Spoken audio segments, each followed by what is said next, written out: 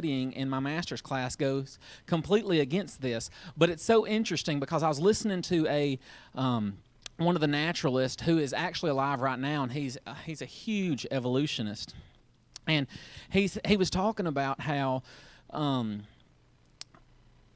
in evolution there's something called cranes, and there's also something called natural lift-ups. And long story short, I won't bore you, but they said that a crane picks something up, and then it picks something else, and it slowly builds its way up. And they say that's what evolution is. And he said there's no such thing as just a natural lift up or uplift. And the guy that was interviewing this evolutionist said, well, what about creation? Because I know you talk about the Big Bang, and I know you talk about this, I know you talk about this, I know you talk about this.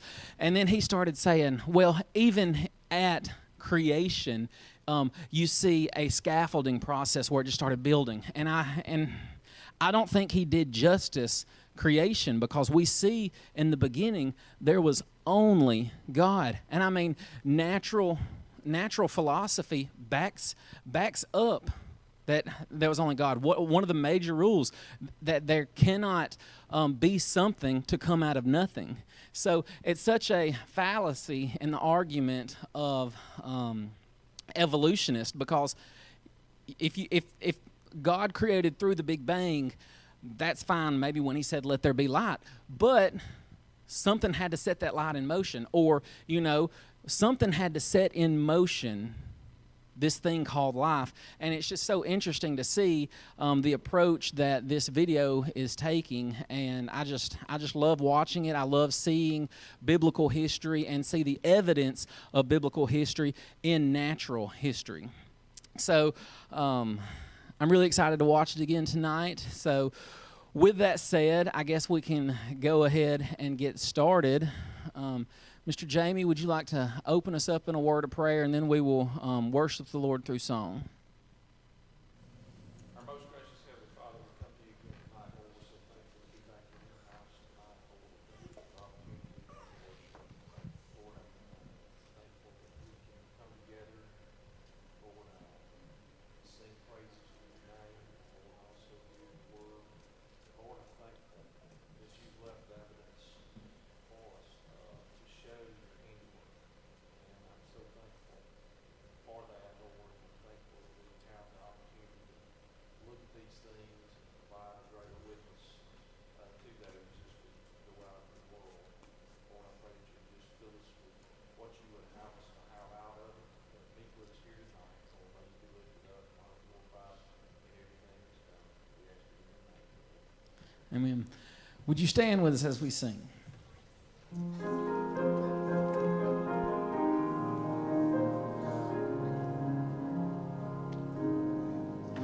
Years I spent in vanity and pride, caring not my Lord was crucified, knowing not it was for me he died at Calvary. By God's word and thus my sin I learned, then I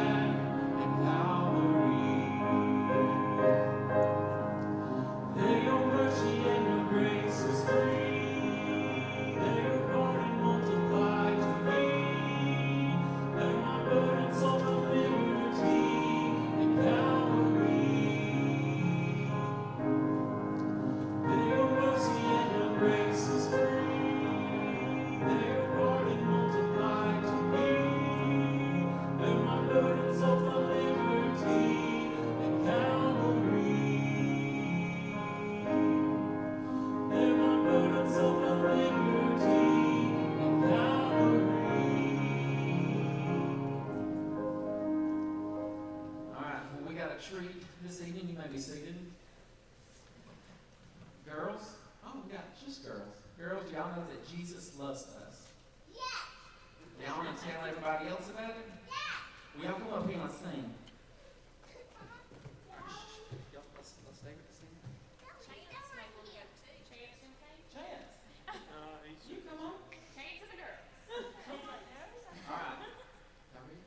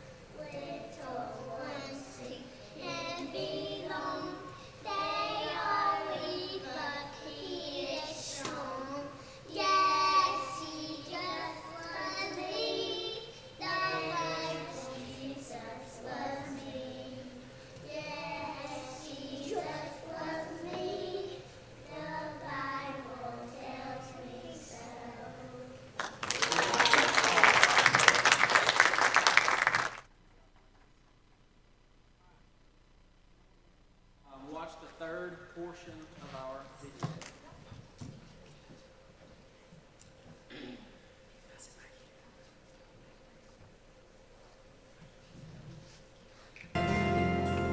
It seemed that everywhere I looked, there was a growing body of evidence that fit the historical record of Genesis.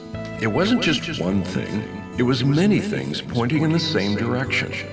When I was with Art, he told me about some recent discoveries of material inside dinosaur bones. So I traveled to a lab in Arizona to talk to a scientist who is doing some of that research himself. This is a fragment of a Triceratops horn. When we pulled it out of the ground, it fragmented, and then of course we had to continue to fragment it in order to do analysis of it. In 2012, the Creation Research Society sponsored Mark Armitage and I to go to the Hell Creek Formation in Montana, which is a very popular place for finding dinosaur bones, and we instead dug out a almost 4-foot-long Triceratops brow horn. Now, it's just in crumbled pieces now, so we can't really, put it together and show you a horn. But yeah, you have to recognize that pieces such as this, we have found tissue with cells. Oh, that's amazing. And potentially proteins such as collagen. It's so difficult to understand how you could have this material still in a dinosaur fossil that is supposed to be 65, 75, 80 million years of age, because tissue, cells, proteins break down. They don't just, they're not concrete, they don't just exist for eons of time, they break down. And in fact, they tend to break down fairly quickly depending upon the conditions. And certainly in Hell Creek, the conditions would be warm up, cool down, warm up, cool down.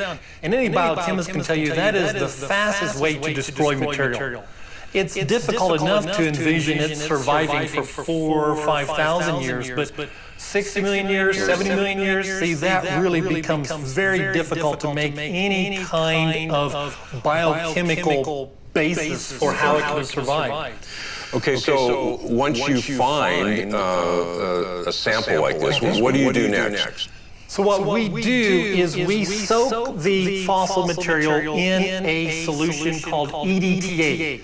And what you'll have after you dissolve the fossil is the tissue will be remaining, because the EDTA won't dissolve the tissue. So then I'll bring this over to what we call a dissection microscope. This is in essence dissolved Triceratops horn magnified. And so you can see what it looks like, just kind of little pieces of rock. Well, Kevin, what did you find then? When you were looking at the sample and you actually found some tissue? Okay, here's what we found. This is actually Triceratops tissue. It's stretchable, it's pliable, it's not an impression of the soft parts of the dinosaur. This is truly soft, it is squishy, it is stretchable, it is tissue. That blows your mind, huh? Absolutely. And if you look at them then at a closer magnification, well, we see then, this is using scanning electron microscopy, you see the extreme detail of the cells. See, in that picture, and this picture, and particularly like look at this picture, we would not begin to expect to see such enormous and elaborate detail.